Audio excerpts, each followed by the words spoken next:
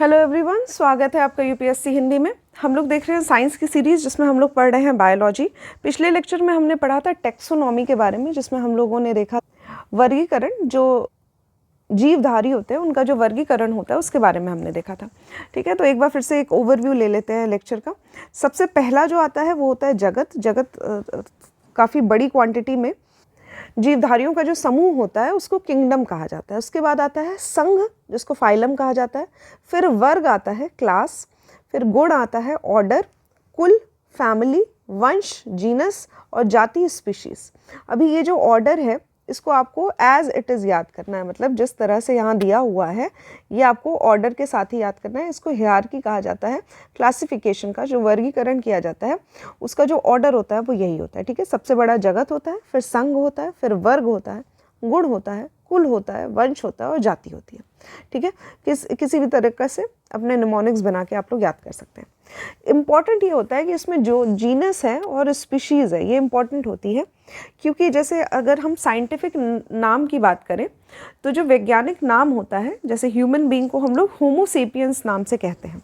ठीक है, तो इसमें जो होमो है वो जीनस होता है, होमो जीनस है, और जो सेपियंस लिखा हुआ है ये स्पीशीज़ होती है।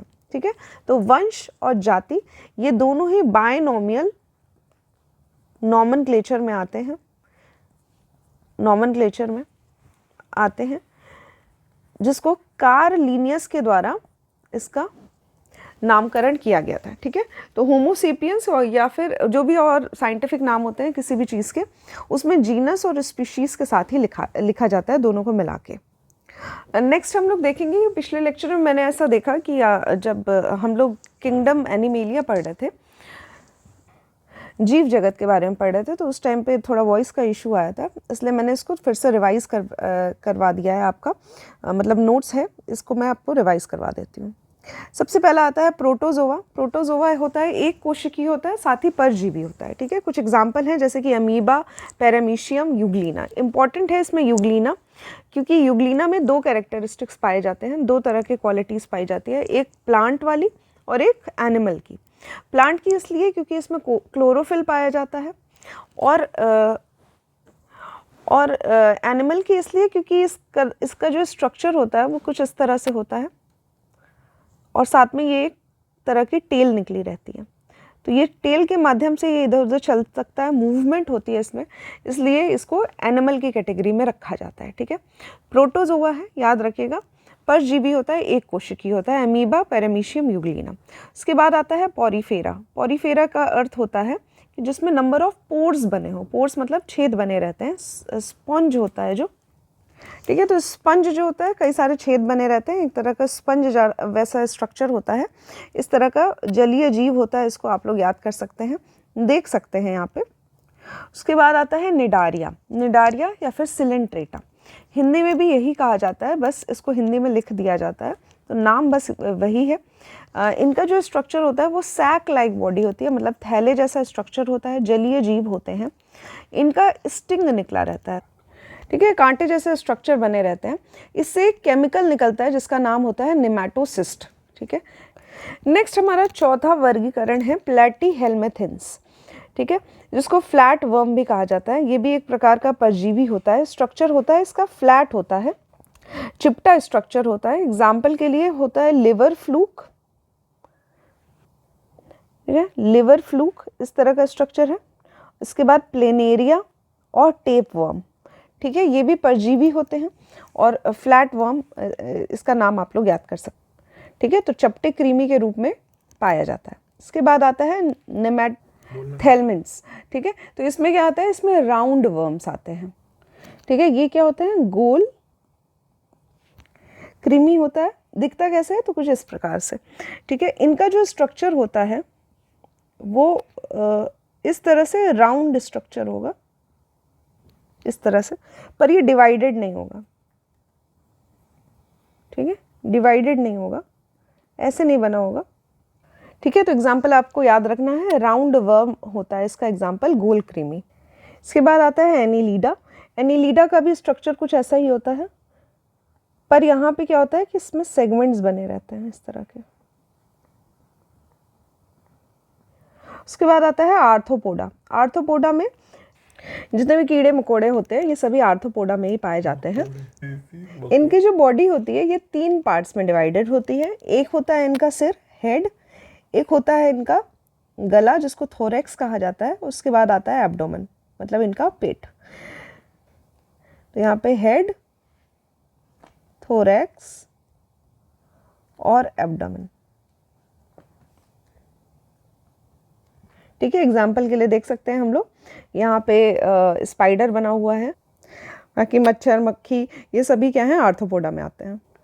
यहाँ पे आपको एक और इन्फॉर्मेशन पता होनी चाहिए कि जितने भी इंसेक्ट कैटेगरी में आते हैं, इंसेक्ट जिनको हम लोग कीड़ा कहते हैं, तो इंसेक्ट कैटेगरी में जो भी आते हैं उनके 6 पैर होते हैं, तो इनको इंसेक्ट की कैटेगरी में रखा जाता है। जिनके 8 पैर होते हैं ये आर्थ्रोपोडा होते हैं।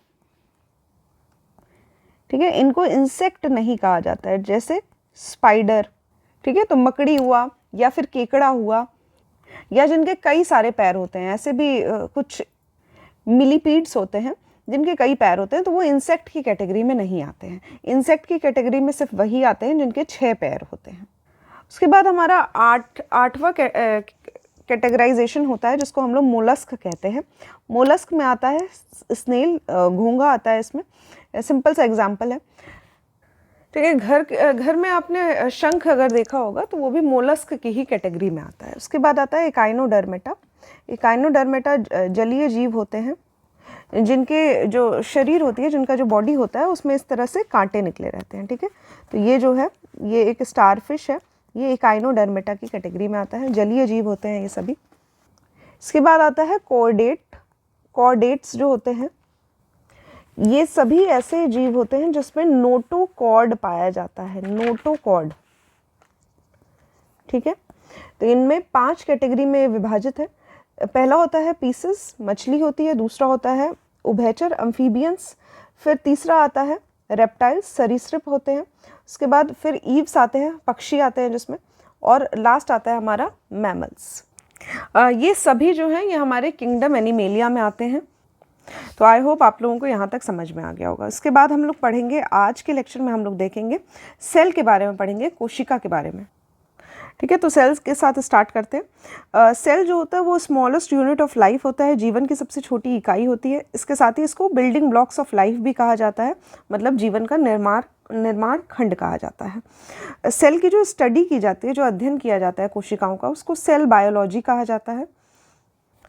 सेल की जो डिस्कवरी थी ये सबसे पहली बार रॉबर्ट हुक के द्वारा की गई थी 1665 में, और उन्होंने एक किताब भी लिखी थी, इस पर माइक्रोग्राफिया नामक किताब लिखी गई थी रॉबर्ट हुक के द्वारा। इन्होंने सबसे पहली बार डिस्कवरी की थी सेल की। सेल की जो थ्योरी है ये पहली बार दिया गया था 1893 में स्लीडन एंड श्वान के द्वारा। इस थ्योरी के अनुसार जितने भी जीव होते हैं ये सभी एक या एक से ज़्यादा सेल से बने हुए होते हैं, और जो ये सेल होते हैं, जो कोशिका होती है, ये ओरिजिनेट होती है, ये बनती है जो पुराने सेल थे उनसे ये नए सेल का निर्माण होता है। ठीक है, तो ये सेल थ्योरी है जिसको दिया गया था स्लीडन एंड श्वान के द्वारा। नेक्स्ट है कोशिका में केंद्रक है या नहीं, इसके तरह इस बेसिस पे 2 वर्गीकरण किए गए हैं सेल के। पहला आता है प्रोकैरियोटिक सेल। प्रोकैरियोटिक सेल का अर्थ ये होता है कि ऐसे सेल जिनको हम लोग प्रिमिटिव कहते हैं, प्रिमिटिव। ठीक है, प्राथमिक सेल कहा जाता है। होता यह है कि इसमें जो न्यूक्लियस होता है वो पूरी तरह से डेवलप नहीं होता है। ठीक है, तो इनका जो न्यूक्लियस होता है, न्यूक्लियस जैसा स्ट्रक्चर दिखेगा पर पूरी तरह से हम लोग उसको केंद्रक नहीं कह सकते। ठीक है, एक कोशिकी होते हैं, यूनिसेलुलर होते हैं। इसके साथ इनका जो न्यूक्लियस होता है वहाँ पे अगर देखा जाए तो न्यूक्लियोटाइड का रीजन पाया जाता है, मतलब इस तरह की शेप ऐसी बनी रहती है। साथ ही कुछ डीएनए भी पाए जाते हैं इसमें, पर यहाँ पे न्यूक्लियस नहीं पाया जाता है। ठीक है, न्यूक्लियस नहीं पाया जाता है। इसके आसपास का जो क्षेत्र है यानी कि न्यूक्लियोटाइड पाया जाता है, और साथ ही कुछ डीएनए स्ट्रक्चर पाया जाता है। कोई न्यूक्लियर मेम्ब्रेन भी नहीं होती है, कोई झिल्ली भी नहीं होती है इसमें केंद्रक की। प्रोकैरियोट्स में सेल वॉल पाई जाती है, इम्पॉर्टेंट पॉइंट है, याद रखिएगा। इस तरह के जो सेल हैं ये बैक्टीरिया में पाए जाते हैं। इसके साथ ही ब्लू ग्रीन एल्गी जो होती है इसमें भी प्रोकैरियोट्स पाए जाते हैं, ठीक है। तो बैक्टीरिया एग्जाम्पल जो है याद रखिएगा, बैक्टीरिया और ब्लू ग्रीन एल्गी। इसके बाद आता है यूकैरियोटिक सेल्स। ये सेल्स ऐसे होते हैं जिसमें प्रॉपर फुली डेवलप्ड न्यूक्लियस पाया जाता है और न्यूक्लियस के अंदर कुछ और भी जो ऑर्गन्स होते हैं, कंपोनेंट्स होते हैं, वो भी पाए जाते हैं। साथ ही जो न्यूक्लियस होता है उसका एक बाहर मेम्ब्रेन भी पाया जाता है, एक झिल्ली जो होती है, कवरिंग जो होती है, वो भी इसके बाहर पाई जाती है, ठीक है, जिसको हम लोग प्लाज्मा मेम्ब्रेन या फिर न्यूक्लियर मेम्ब्रेन कहते हैं। इसमें क्या क्या आता है, तो इसमें प्रोटोजोआ आता है, एल्गी आती है, फंजाई आता है, कवक, शैवाल सभी आते हैं। इसके साथ ही पौधे आते हैं और जीव आते हैं, ठीक है, प्लांट्स और एनिमल्स, ये सभी यूकैरियोटिक का एग्जाम्पल हो जाएंगे। इनका जो सेल होता है वो थोड़ा कॉम्प्लिकेटेड होता है, कॉम्प्लेक्स होता है। प्रोकैरियोटिक के अगर कंपैरिजन किया जाए तो इनका सेल जो होता है वो ज़्यादा बड़ा होता है, वॉल्यूम में भी ज़्यादा बड़ा होता है, साथ ही थोड़ा बड़ी साइज़ का होता है, वाइडर होता है, ठीक है, वॉल्यूम में भी बड़ा होता है। इसके साथ ही बहुत सारे इसमें स्ट्रक्चर्स पाए जाते हैं। अभी वन बाय वन हम लोग देखेंगे स्ट्रक्चर्स कौन कौन से होते हैं सेल के अंदर, ठीक है। ये स्ट्रक्चर है प्लांट सेल का। प्लांट में जो सेल पाया जाता है वो कुछ इस तरह का होता है। अभी क्योंकि पौधे हैं तो इसमें क्लोरोप्लास्ट पाया जाएगा, क्लोरोफिल पाया जाएगा, ठीक है। उसके साथ ही यहाँ पे इम्पॉर्टेंट ये होता है कि यहाँ पे सेल वॉल पाई जाती है, झिल्ली पाई जाती है कोशिका की, सेल मेम्ब्रेन भी पाया जाता है,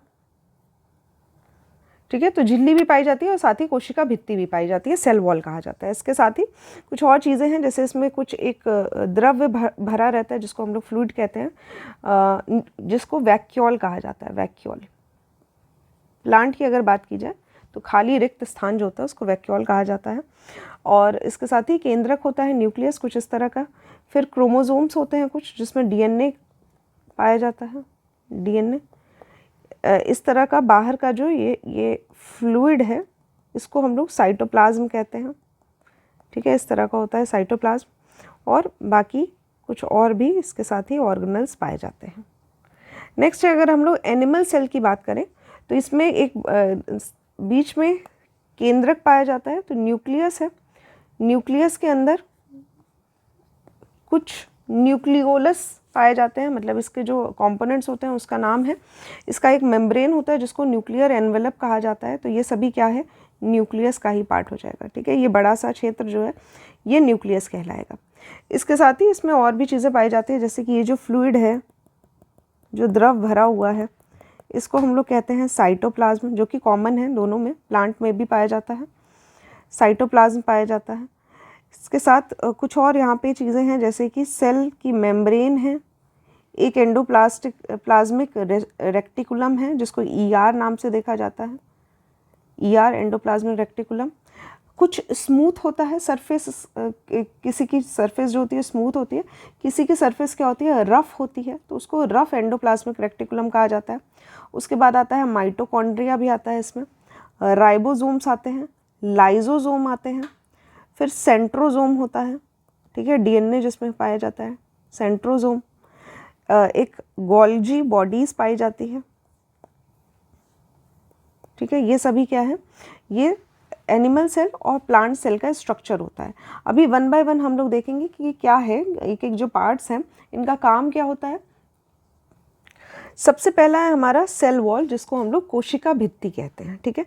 तो सेल वॉल जो होता है ये सिर्फ प्लांट्स के सेल में ही पाया जाता है। इसके साथ ही जो शैवाल होते हैं या कवक होते हैं इनमें भी पाया जाता है, ठीक है। सेल वॉल होता क्या है, तो अगर ये सेल है, इसके बाहर इसकी कोशिका झिल्ली होगी, मतलब सेल मेम्ब्रेन होगा, और सेल मेम्ब्रेन के भी बाहर एक स्ट्रक्चर होता है, इसकी कवरिंग होती है, जिसको हम लोग सेल वॉल का नाम देते हैं। तो ये बाहर वाला हो जाएगा सेल का वॉल, इसके अंदर है मेम्ब्रेन और इसके अंदर है सेल।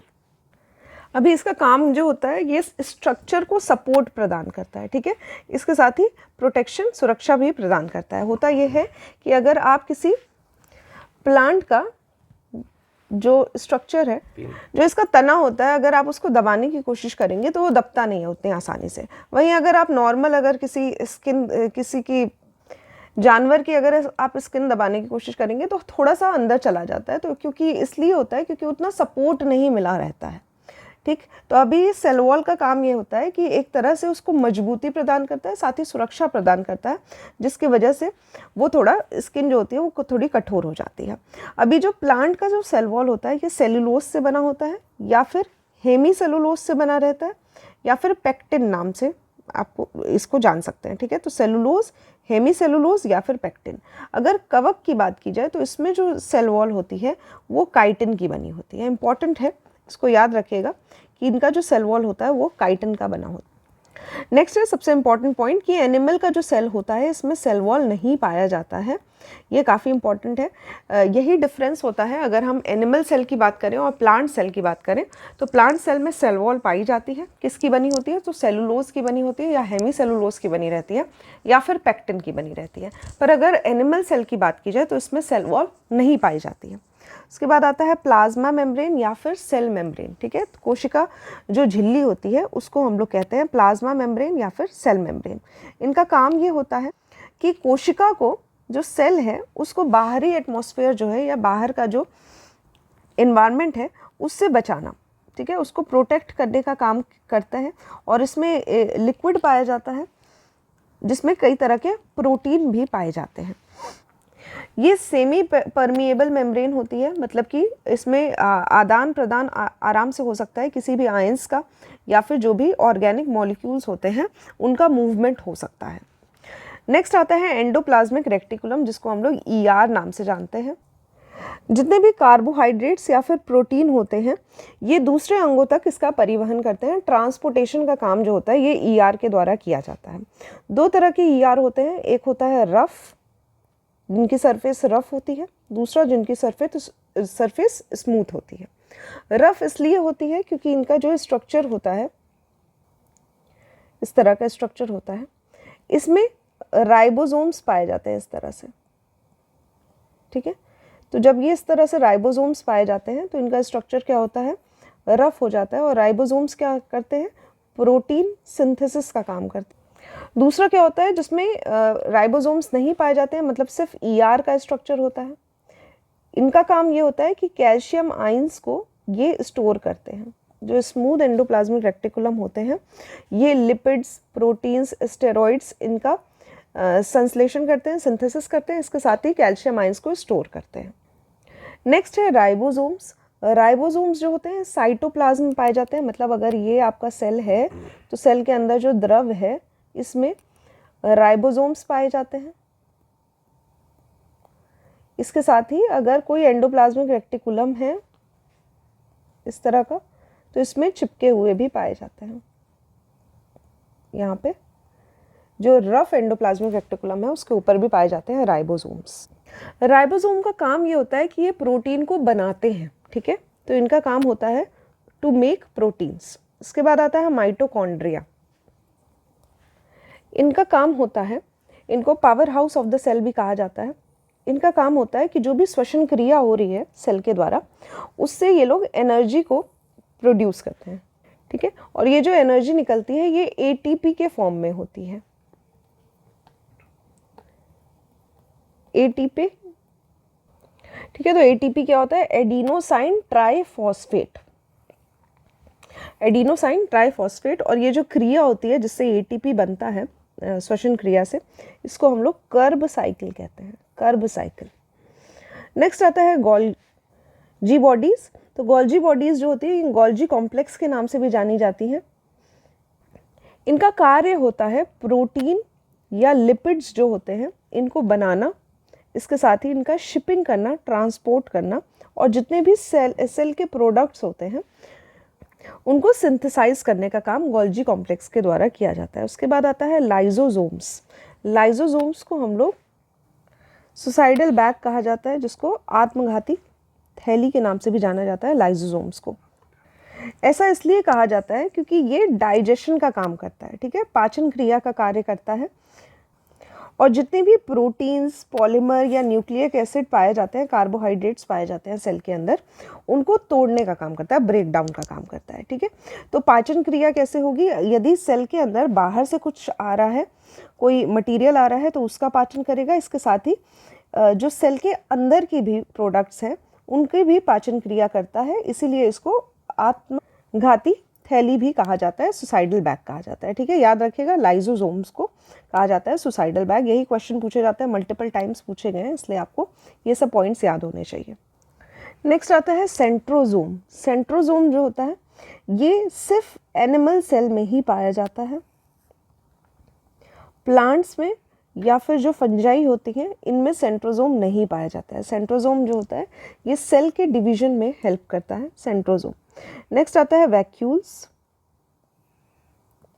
ये प्लांट्स और जो फंगाई के सेल होते हैं इसमें काफ़ी बड़ी साइज़ का पाया जाता है। एनिमल सेल की बात की जाए तो काफ़ी छोटे साइज़ में पाया जाता है या फिर नहीं पाया जाता है। इनका काम होता है वेस्ट प्रोडक्ट या फिर वाटर को स्टोर करना। कुछ साइंटिस्ट का मानना है कि जो वैक्यूल्स होते हैं यही लाइजोसोम्स होते हैं एनिमल सेल में, और प्लांट सेल में होता है वो एज अ वैक्यूल्स की तरह पाए जाते हैं, थोड़े बड़े साइज़ के होते हैं जिसमें पानी स्टोर किया जाता है, साथ ही वेस्ट प्रोडक्ट भी स्टोर किया जाता है। इसके बाद आता है सबसे इम्पॉर्टेंट न्यूक्लियस, केंद्रक होता है कोशिका का। इसकी जो डिस्कवरी है 1831 में रॉबर्ट ब्राउन के द्वारा की गई थी। सबसे इम्पॉर्टेंट ये है कि न्यूक्लियस में डीएनए पाया जाता है, साथ ही यहाँ पे क्रोमोसोम्स पाए जाते हैं।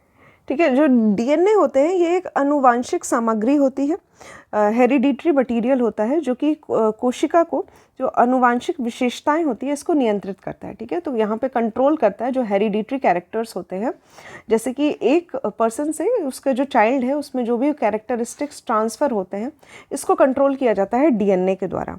ठीक है, न्यूक्लियस में ही डीएनए की जो प्रतिकृति होती है, रेप्लिकेशन होता है, ये प्रोसेस होता है डीएनए रेप्लिकेशन का। साथ ही जो आरएनए होते हैं इनके सिंथेसिस का भी जो कार्य है ये न्यूक्लियस के द्वारा ही किया जाता है। अगर डीएनए की बात की जाए तो ये माइटोकॉन्ड्रिया में भी पाए जाते हैं कुछ मात्रा में, और क्लोरोप्लास्ट में भी पाए जाते हैं। क्लोरोप्लास्ट की अगर बात की जाए तो सिर्फ प्लांट सेल की बात हो रही है, तो वहाँ पे क्लोरोप्लास्ट में भी पाए जाते हैं डीएनए। ठीक है, तो माइटोकॉन्ड्रिया, क्लोरोप्लास्ट, इसके साथ ही न्यूक्लियस में तो डीएनए पाए ही जाते हैं। नेक्स्ट हमारा जो टॉपिक है ये है हेरिडिटी, जिसको अनुवांशिकता कहा जाता है। ठीक है, तो हेरिडिटी जो होते हैं ये एक प्रोसेस होता है जिसमें जो पेरेंट्स होते हैं, जो माता पिता होते हैं, इनके कुछ कैरेक्टर्स जो होते हैं वो उनके बच्चों में ट्रांसफ़र होते हैं। किसके माध्यम से ट्रांसफ़र होते हैं? तो डीएनए के माध्यम से ट्रांसफ़र होते हैं। इसीलिए बच्चों के जो गुण होते हैं वो अपने माता या पिता जैसे होते हैं। साथ ही जो उनका फेशियल होता है, मतलब जो उनका जो फीचर्स होते हैं, जो उनके दिखने का लुक होता है, ये सभी या तो माता पे जाते हैं या पिता पे जाते हैं या मिक्स होते हैं। तो ये क्या होता है? ये एक तरह से डीएनए का ट्रांसफ़र होता है। ये पैतृक, मतलब कि जो उनके ग्रैंड पेरेंट्स थे उनसे भी हो सकता है, या फिर और पीछे से, मतलब पीढ़ी दर पीढ़ी ये ट्रांसफ़र जो है डीएनए का होता रहता है। इसका जो मेन फैक्टर होता है वो होता है जीन्स।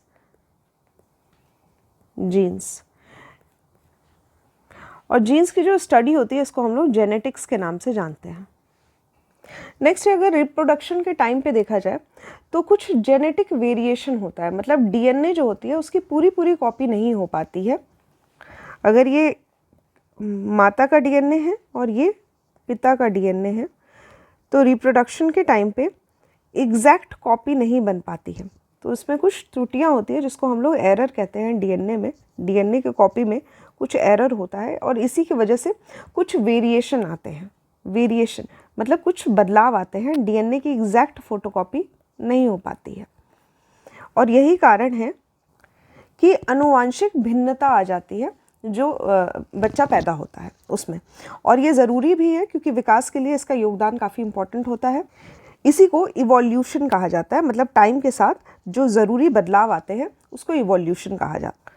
नेक्स्ट है ग्रेगर जॉन मेंडल, जो हैं इनको फादर ऑफ जेनेटिक्स नाम से जाना जाता है।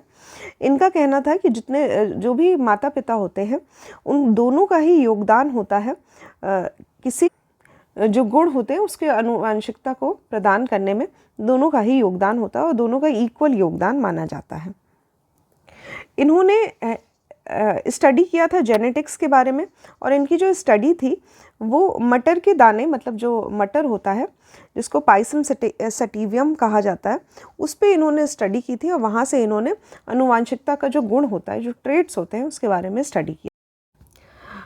नेक्स्ट है यहाँ पे ग्रेगर मंडल ने जो वंशागति के नियम दिए थे वो 3 सिद्धांत पे बेस्ड थे, ठीक है। तो इन्होंने एक जनरेशन जो मटर का पौधा था उस पे एक जनरेशन से दूसरी जनरेशन में किस तरह से जीन का स्थानांतरण होता है इस पे स्टडी किया था, और 3 नियम बताए थे इन्होंने। पहला है लॉ ऑफ डोमिनेंस, जिसको प्रभुत्व का नियम कहा जाता है। प्रभुत्व का नियम जो होता है, इसके अकॉर्डिंग मेंडल ने कहा था कि यदि 2 विपरीत लक्षण मौजूद होते हैं तो केवल एक ही अभिव्यक्त होता है, जबकि दूसरा जो होता है वो दब जाता है। तो जो व्यक्त गुण प्रभावी होता है वही, मतलब जो व्यक्त होता है गुण वही प्रभावी होता है, और जो व्यक्त नहीं हो पाता है वो अप्रभावी हो जाता है। इसको समझ सकते हैं, यदि सेक्सुअल रिप्रोडक्शन हो रहा है तो एक जीन है और ये दूसरा जीन है, ये ए है ये बी है, इसमें से कोई एक का ही प्रभुत्व होगा, एक जो होगा, एक जीन जो होगा वो निष्प्रभावी हो जाएगा और एक जो है यही प्रभावी रहेगा। इसको लॉ ऑफ डोमिनेंस कहा जाता है, प्रभुत्व का नियम कहा जाता है। इसके बाद आता है लॉ ऑफ सेग्रीगेशन, पृथक्करण का नियम। इसके अकॉर्डिंग क्या होता है कि जब युग्मक बनता है, निर्माण होता है, किसी जाइगोट का निर्माण होता है, तो प्रत्येक जीन के 2 अलील अलग हो जाते हैं, ठीक है। तो जो जीन होता है इसका कुछ स्ट्रक्चर इस टाइप का होता है, डीएनए का ही होता है, अभी मैं आपको स्ट्रक्चर बताऊंगी। तो इसका क्या होता है, स्मॉल यूनिट होता है जिसको अलील कहा जाता है, ठीक। अलील क्या होते हैं, 2 अलील जो होते हैं वो अलग हो जाते हैं जब भी जाइगोट बनता है या युग्मक बनता है, जिसमें प्रत्येक युग्मक में केवल एक ही अलील होता है। इस नियम को युग्मकों की शुद्धता का नियम कहा जाता है या फिर पृथक्करण का नियम कहा जाता है, क्योंकि जीन में से अलील जो होता है वो सेपरेट हो जाता है, इसको इसलिए लॉ ऑफ सेग्रीगेशन या सेपरेशन कहा जाता है। उसके बाद आता है लॉ ऑफ इंडिपेंडेंट असॉर्टमेंट। नाम आपको पता होना चाहिए और बेसिकली शॉर्ट में आपको पता होना चाहिए कि होता क्या है ये। तो लॉ ऑफ इंडिपेंडेंट असॉर्टमेंट, स्वतंत्र वर्गीकरण का नियम। इसमें क्या होता है कि जब विपरीत लक्षण के 2 जोड़े होते हैं तो एक जोड़े के सदस्य को युग्मक के वितरण में दूसरे जोड़े का जो वितरण होता है उसका स्वतंत्र होता है, ठीक है। तो जब भी जाइगोट बन रहा है या फिर युग्मक बन रहा है तो एक जीन है और दूसरा जीन है। अभी इससे जो भी गुण आने होंगे हमारे जाइगोट में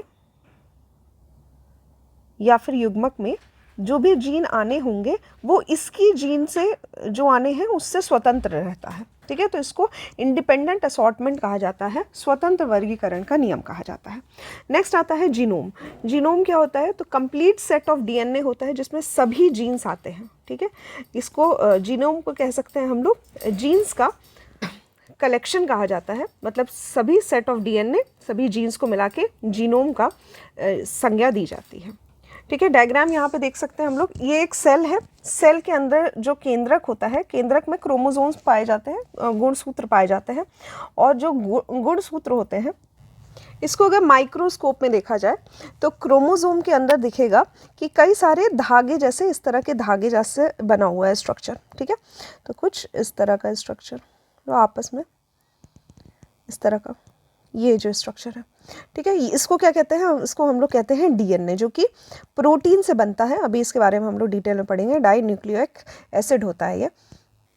इसी का कुछ स्ट्रक्चर जो होता है इस तरह से, जब इसको एक्सटेंड किया जाएगा तो इसका एक सेगमेंट जो है, डीएनए का एक सेगमेंट जो है, एक पोर्शन जो डीएनए का है, इसको हम लोग कहेंगे जीन्स, ठीक। तो ये होता है जीन्स। अभी आई होप आपको जीन्स और डीएनए का फ़र्क समझ में आ गया होगा, क्योंकि ये थोड़ा कंफ्यूज करता है अगर इसके बारे में आइडिया ना हो तो।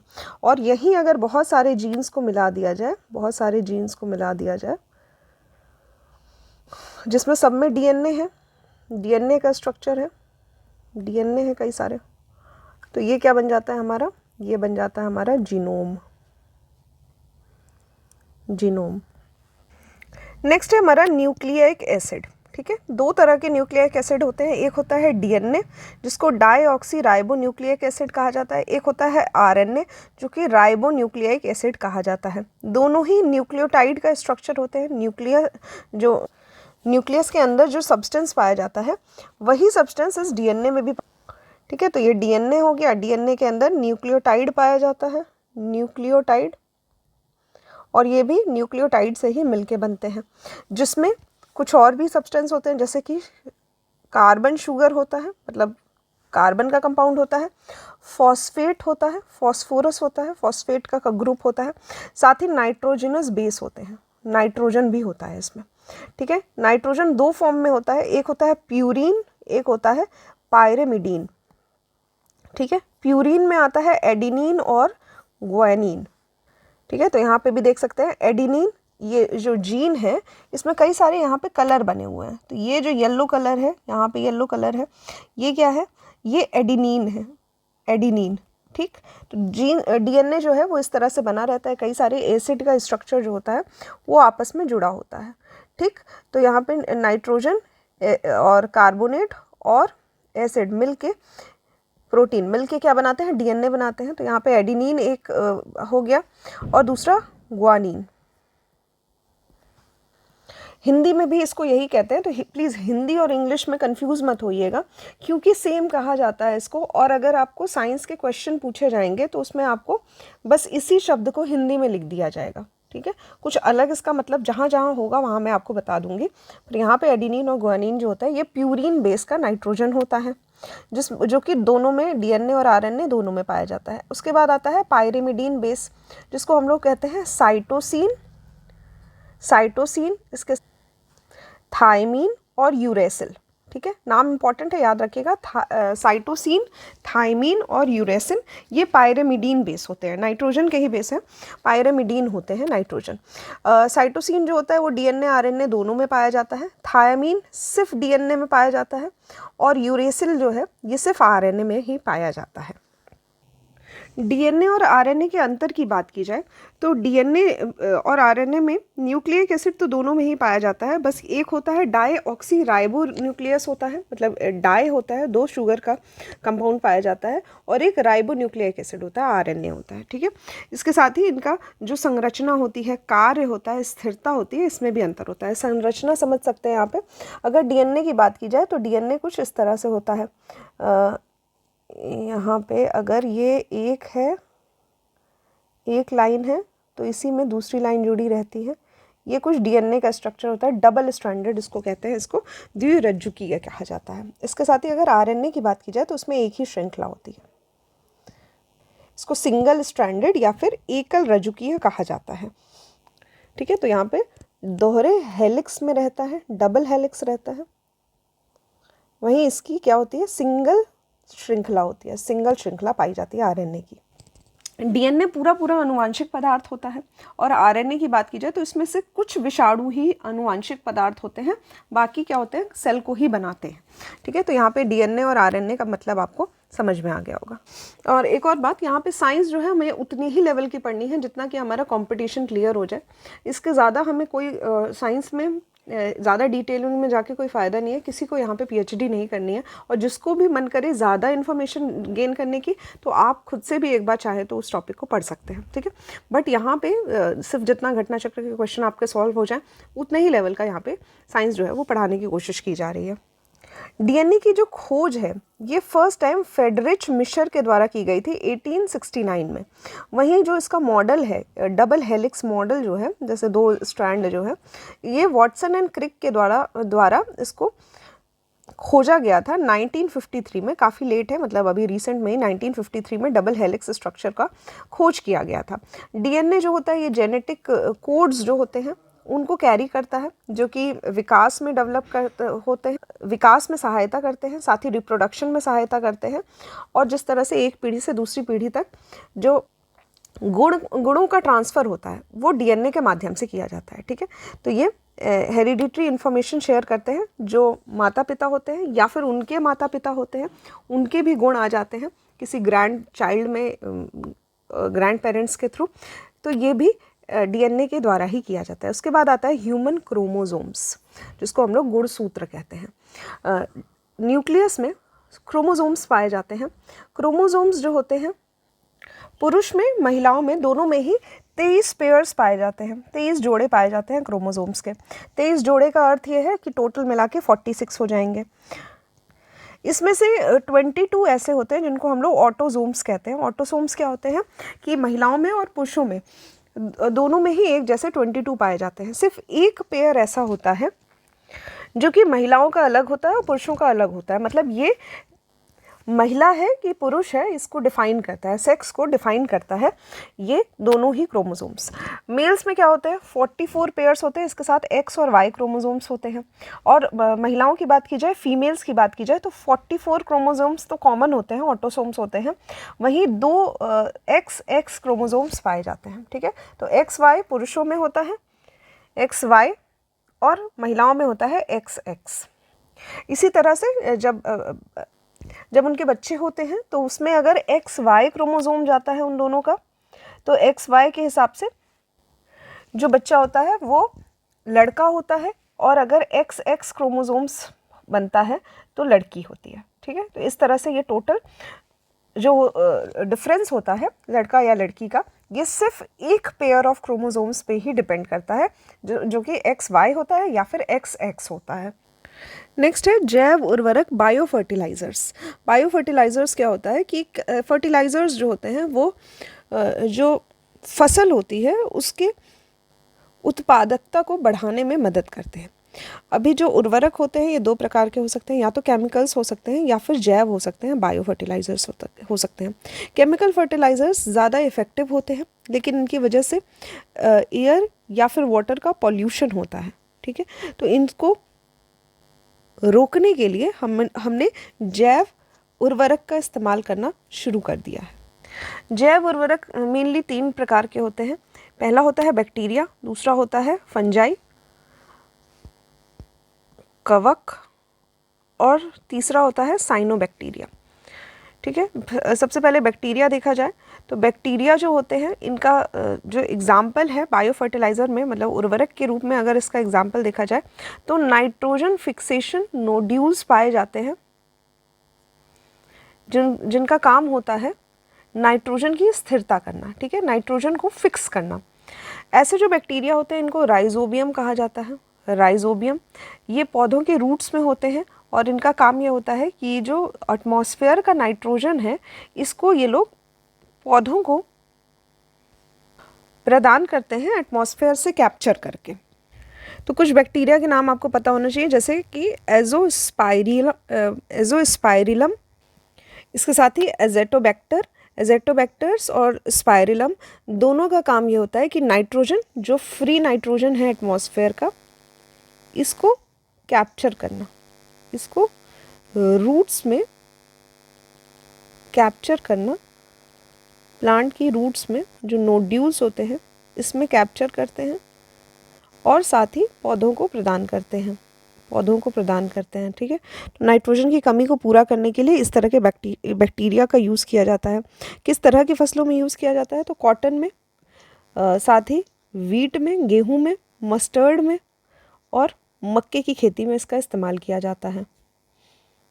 और जो एजोस्पाइरल होता है ये गन्ने की खेती में यूज़ किया जाता है, गेहूं में यूज़ किया जाता है, धान, मक्का और सोरगम में यूज़ किया जाता है। ठीक है, उसके बाद आता है फंजाई। फंजाई मतलब कवक। कवक जो होता है ये पौधों के साथ एक सिम्बियोटिक रिलेशन में होता है, मतलब ये प्लांट की मदद करता है और साथ ही पौधे जो होते हैं वो भी फंगस की मदद करते हैं। किस तरह से मदद करते हैं तो प्लांट जो होते हैं वो ऑर्गेनिक मॉलिक्यूल्स बनाते हैं, जैसे कि शुगर बनाते हैं, और फोटोसिंथेसिस के माध्यम से ये बनाते हैं, शुगर कंपाउंड्स बनाते हैं और ये सप्लाई करते हैं फंगस को।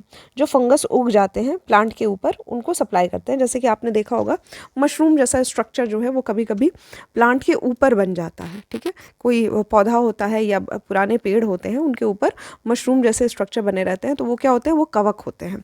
तो इस तरह से क्या होते हैं, उन्हीं पे एक तरह से परजीवी की तरह या फिर सिम्बियोटिक रिलेशन में होते हैं, जिसमें फंगस उनकी मदद करते हैं और जो पेड़ होते हैं वो फंगस की मदद करते हैं। इस तरह से होता है।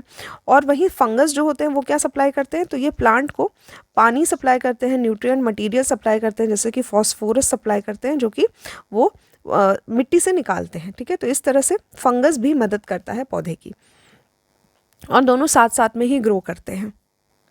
नेक्स्ट है साइनोबैक्टीरिया, जिसको हम लोग ब्लू ग्रीन अलगी भी कहते हैं। तो यहाँ पे नीला हरा शैवाल जो है ये एक तरह का साइनोबैक्टीरिया है और ये भी एक जैव उर्वरक की तरह ही काम करता है। ये पानी में भी पाया जाता है और साथ ही स्थल में भी पाया जाता है। इसका काम होता है नाइट्रोजन का फिक्सेशन करना, ठीक है। तो नाइट्रोजन स्थिरता का काम इसका भी वही कार्य होता है। एग्जाम्पल के लिए ऑसिलेटोरिया होता है, नोस्टॉक होता है, एनाबीना होता है। इंपॉर्टेंट है नोस्टॉक और एनाबीना। एनाबीना ये नाम आप अक्सर सुनेंगे अगर क्वेश्चन सॉल्व करेंगे। तो साइनोबैक्टीरिया का एग्जाम्पल क्या होगा, नोस्टॉक या एनाबीना, ठीक है। तो सेम कार्य वही है, इनका नाइट्रोजन फिक्सेशन का कार्य होता है।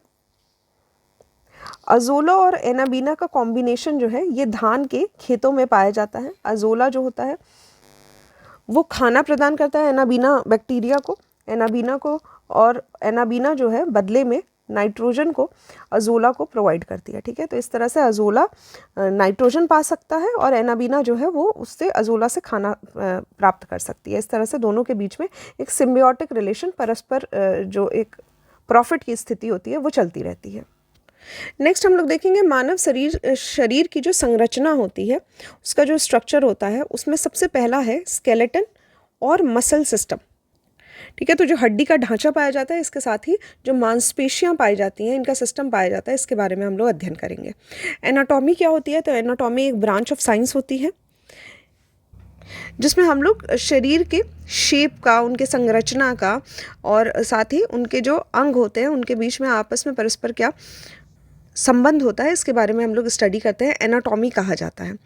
यहाँ पे अगर हम लोग बात की जाए ह्यूमन की, तो एक नॉर्मल ह्यूमन बीइंग में उसका जो हड्डियों का ढांचा है, स्केलेटन है, वो उसको स्ट्रेंथ प्रोवाइड करता है और जो मसल सिस्टम होते हैं, मांसपेशियाँ होती हैं, वो उसको कार्य करने में मदद करती हैं। जो हमारा कंकाल तंत्र होता है, स्केलेटन सिस्टम होता है, ये हड्डियों से बना रहता है। इसके साथ ही जो उपास्थिति होती है, मतलब कार्टिलेज होता है, लिगामेंट होता है, स्नायु बंधन कहा जाता है, और इसके साथ ही जो टिश्यूज़ होते हैं, ऊतक होते हैं, उनसे मिलके बनता है, ठीक है। और ये शरीर के लिए आवश्यक कार्य करता है। इसका कार्य यही होता है कि शरीर को संरचनात्मक और सहायक संयोजी प्रदान कर, ठीक है। तो 3 चीज़ें होती हैं, मैंने आपको बताया कि यहाँ पे पहला तो बोन्स है, हड्डियां हैं, दूसरी कार्टिलेज है और लिगामेंट है, उसके बाद आता है टिश्यूज़, ठीक है। तो यहाँ पे हड्डियों का कार्य आपको सबको पता है कि एक जो बॉडी का पार्ट होता है हमारा, जैसे कि हमारा हाथ है, तो इसमें क्या है, सपोर्ट के लिए हड्डियाँ हैं, हड्डियाँ एक दूसरे से जुड़ी हुई है, इसीलिए हमारा हाथ क्या है, मूवमेंट कर पा रहा है। इस तरह से अगर हम लोग कार्टिलेज की बात करते हैं, तो ये कार्टिलेज क्या होता है, एक लचीला होता है और अर्ध कठोर संयोजी ऊतक होता है, ठीक है। तो सेमी रिजिड कनेक्टिव टिश्यू की तरह होता है, जो कि फ्लेक्सिबिलिटी प्रदान करता है, इसके साथ ही सपोर्ट सिस्टम प्रदान करता है, ठीक है। तो इस तरह से कार्टिलेज पाया जाता है। अगर हम लोग स्नायु बंधन की बात करें, लिगामेंट की बात करें, तो ये एक बोन को दूसरे बोन से कनेक्ट करता है, ठीक है। एक हड्डी को दूसरे हड्डी से कनेक्ट करता है, ये भी एक तरह का कनेक्टिव टिश्यू माना जाता है, संयोजी ऊतक माना जाता है, ठीक है। तो ये सभी कार्टिलेज, लिगामेंट और इसके साथ ही टिश्यू जो होते हैं, बोन टिश्यू जो होते हैं, वो इस तरह से हमारे बॉडी की संरचना में मदद करते हैं।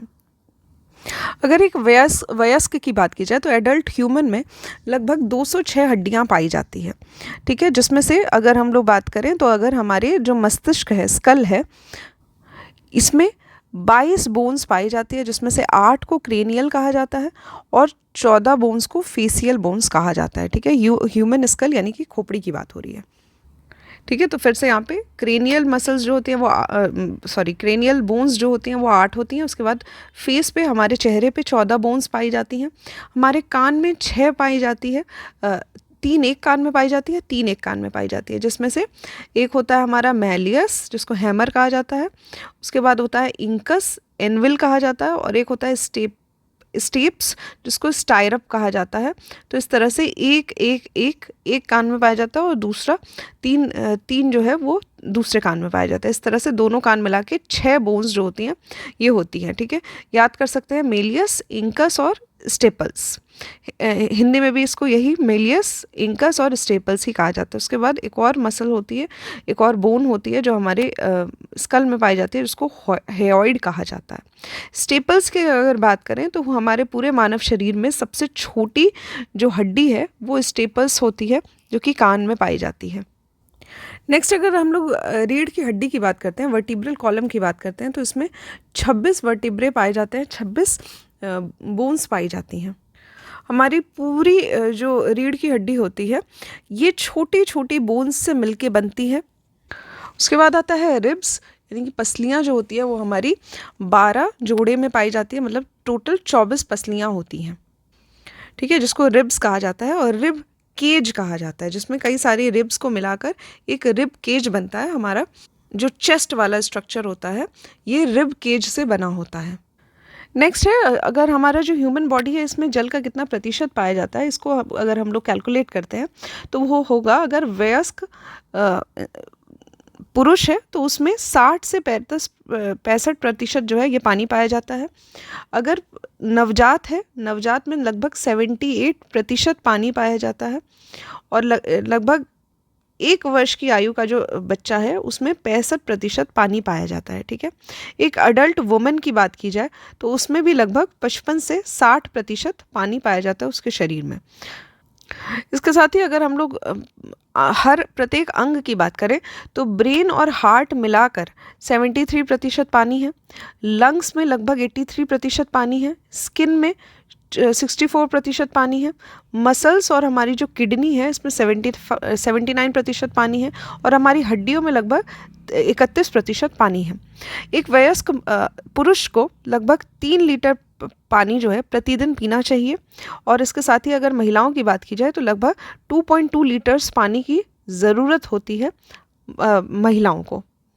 पानी के कार्य की बात की जाए तो पानी जो होता है ये पहली बात तो सेल को बनाने का कार्य करता है, ठीक है, एक बिल्डिंग मटेरियल का काम करता है। इसके साथ ही हमारा जो टेम्परेचर है, हमारा जो इंटरनल तापमान है इसको बनाए रखता है, इसको सही रखता है, ठीक है, इसको रेगुलेट करता है, इसको सही रखता है, ठीक है, हाइड्रेट करता है हमारी बॉडी को, हमारी जो शरीर के अंदर शुष्कता आ जाती है उसको कम करता है। इसके साथ ही यूरिनेशन के माध्यम से हमारे शरीर की जो गंदगी होती है, जो वेस्ट मटेरियल होता है, इसको भी निकालने का काम करता है। जो कार्बोहाइड्रेट्स और प्रोटीन्स होते हैं इनको एक स्थान से दूसरे स्थान तक ट्रांसपोर्ट करने का भी कार्य जो है ये पानी के द्वारा ही किया जाता है। इसके साथ ही अगर कभी चोट लग जाती है तो शॉक एब्जॉर्बर का काम करता है ब्रेन के हिस्से के लिए, चाहे हमारे स्पाइनल कॉर्ड जो रीढ़ की हड्डी है इसके हिस्से के लिए, या फिर जो माता के गर्भ में जो बच्चा होता है इसको भी संभालने का कार्य जो है ये पानी के द्वारा ही किया जाता है, ठीक है। तो ये एक शॉक ऑब्जर्वर का कार्य करता है। जो हमारे शरीर की लार होती है, सलाइवा होता है, ये भी पानी से ही मिलके बनता है। और जो जॉइंट्स के बीच का जो स्नेहन होता है, लुब्रिकेशन होता है, ये भी पानी के माध्यम से ही होता है। तो पानी जो है ये काफ़ी इम्पॉर्टेंट एसेंशियल कॉम्पोनेंट है हमारे शरीर का, मानव शरीर का। पानी के अलावा हमारा जो शरीर है वो 6 मेन एलिमेंट से बना हुआ है। एक होता है हमारा ऑक्सीजन, दूसरा है कार्बन, तीसरा है हमारा हाइड्रोजन, नाइट्रोजन, कैल्शियम और फॉस्फोरस, ठीक है। तो इम्पॉर्टेंट है oxygen, carbon, hydrogen, nitrogen, calcium और फॉस्फोरस। और अन्य 5 एलिमेंट्स जो होते हैं वो काफ़ी कम मात्रा में पाए जाते हैं, लगभग 0.85% पाए जाते हैं, जिसमें आता है पोटेशियम, सल्फर, सोडियम, क्लोरीन और मैग्नीशियम, ठीक है। तो इस तरह से 11 एलिमेंट्स टोटल हो गए। जो 6 एलिमेंट्स हमारे वो 99% हमारे शरीर में पाए जाते हैं, और 5 एलिमेंट्स ऐसे हैं जो कि काफ़ी कम परसेंटेज में पाए जाते हैं, ठीक है। तो यहाँ पे सबसे ज़्यादा ऑक्सीजन पाया जाता है, लगभग 65% जो है ऑक्सीजन पाया जाता है। कार्बन का देख सकते हैं हम लोग 18.5% जो है ये कार्बन पाया जाता है।